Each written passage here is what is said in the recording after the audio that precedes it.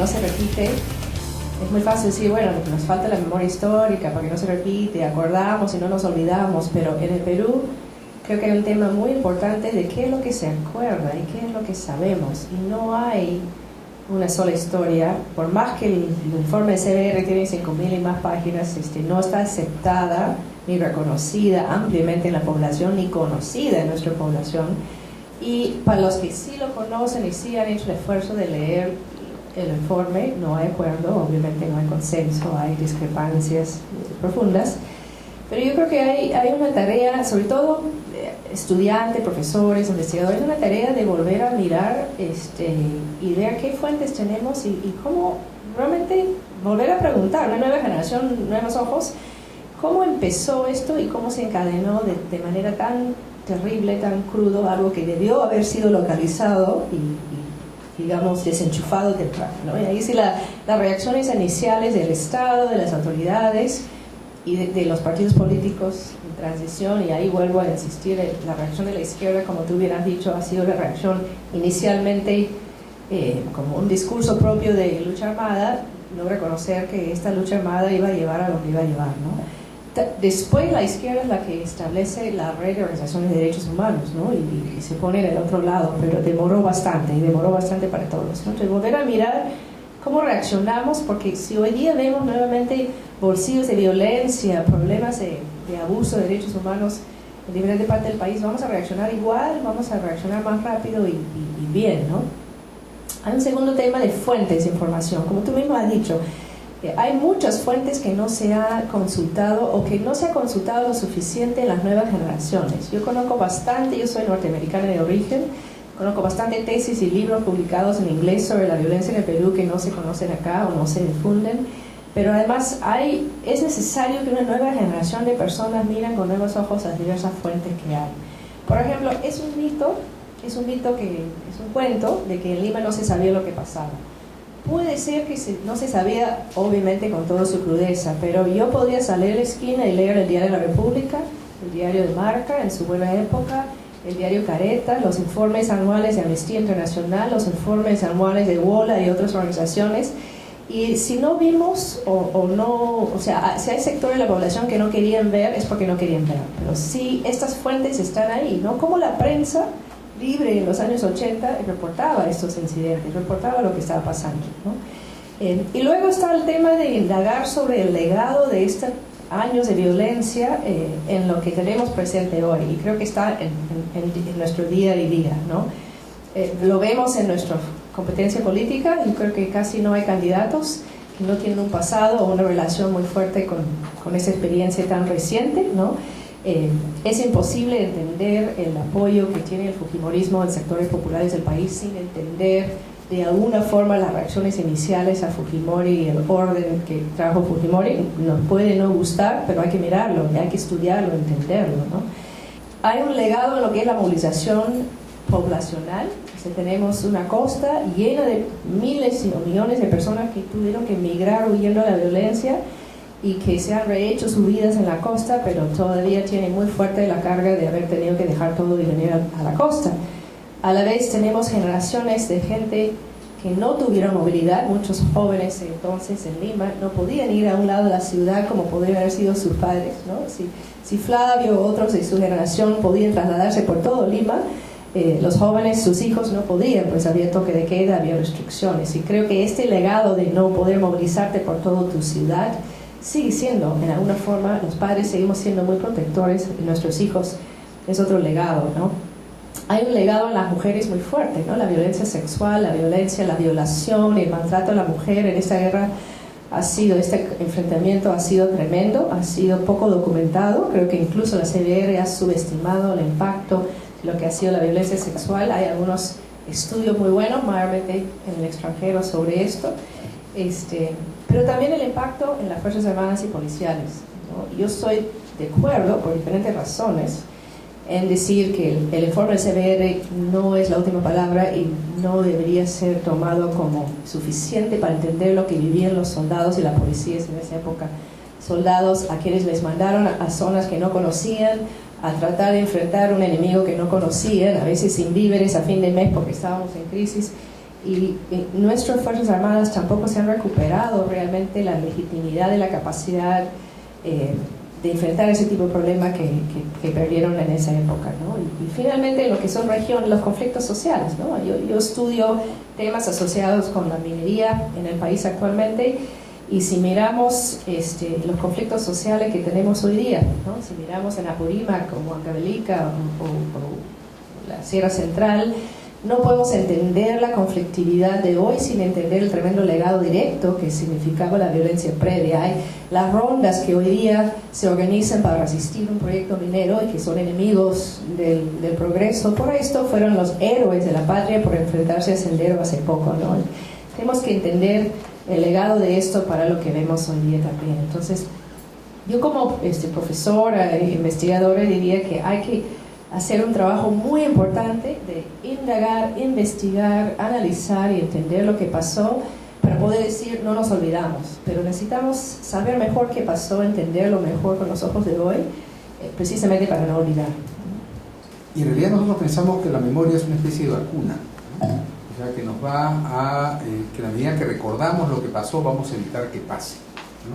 Creo que en cierta medida es así, pero creo que recordar no es la única forma de evitar que vuelva a ocurrir, porque muchas cosas ocurren de una manera tal que no dependen necesariamente de nosotros, ¿no? Y tienen que ver un poco con lo que estaba hablando Cintia en términos de qué cosa es lo que está moviéndose un poco más abajo, ¿no? Y ahí hay varias cosas que tienen que ver con este tema de la memoria, el recuerdo y ciertas características de la sociedad peruana actual. Puede haber sido muy discriminadora la sociedad peruana previa, ¿no?, a esta época de la violencia, pero la desconfianza que reina en la sociedad actual, ¿no?, que es producto de esta violencia, es enorme, ¿no? O sea, la marca de la desconfianza, el hecho de que una persona no confíe en la persona que está al lado y dude constantemente de lo que puede hacer, y no solamente haga eso, sino que haga cosas, ¿no?, suponiendo cosas del otro, ¿no?, es un factor que ha minado las relaciones sociales en el Perú, que hace que ciertos comportamientos anómicos, ¿no?, crezcan, ciertas ideas de, bueno, no se puede hacer nada, hay que tratar de hacer la única salida individual, por ejemplo, estén ahí, ¿no? Esta desconfianza tiene que ver además con, de alguna manera, con otros elementos que hoy se discuten más y que de alguna manera han comenzado, esto que es más el tema de género, el tema del racismo en el Perú, son temas que han venido a ponerse sobre la mesa, pero son temas que no por ponerse sobre la mesa se solucionan, todavía están ahí, ¿no? Y tienen que ver, digamos, hay muchas cosas en la historia de la violencia que han marcado esa relación de una manera trágica, difícil, complicada, ¿no?, que hace que las relaciones entre las personas lo sean también de alguna manera. Y esta sociedad, y esto nosotros que hemos vivido en esta sociedad y que nos hemos agarrado a balazos, ¿no?, y nos hemos matado unos a otros de alguna manera, o hemos participado, a veces sin decir que lo hemos hecho, porque no hacer nada también es participar, ¿no? Bueno, ¿cómo se reconcilia? ¿Cómo se reconcilia en una comunidad, ¿no?, un vecino con otro vecino cuando los dos han estado en diferente bando, ¿no? ¿Cómo se reconcilia si se han visto, ¿no?, hacer las cosas que se han visto hacer?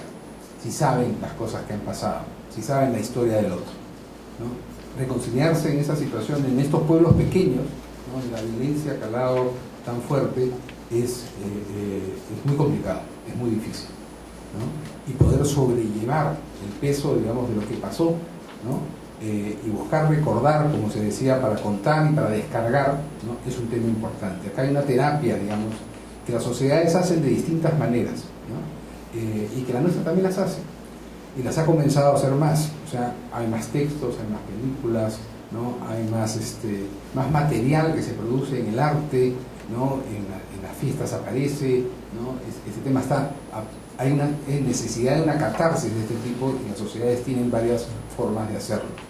Y quería mencionar otra cosa en relación a la memoria que me parece importante y que ya no se refiere tanto al pasado sino más cerca.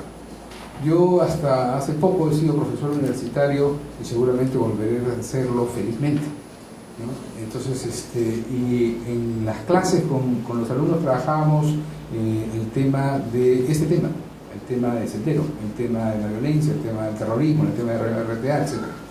Y una cosa que descubrimos fue muy interesante. Primero, todos habían nacido después de que había caído preso Ismael, ¿no? Entonces, en realidad era una generación que no había conocido, no había tenido de cerca este asunto.